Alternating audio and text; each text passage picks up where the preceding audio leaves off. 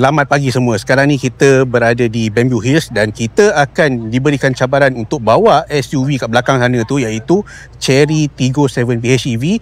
So cabaran dia, kita akan bawa kereta ni daripada KL, kita mahala ke pantai timur sampai ke Terengganu, Kelantan, dan kita akan pusing pergi ke Kedah, Penang, Perak dan kembali ke Selangor, Kuala Lumpur.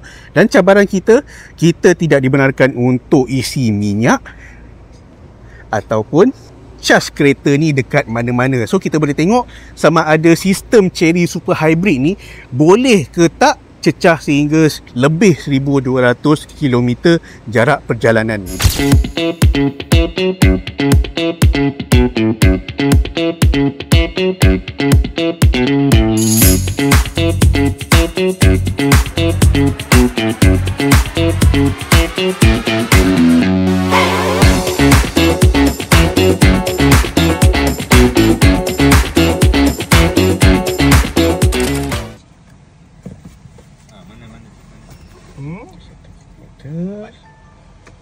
Kita ada 721 km.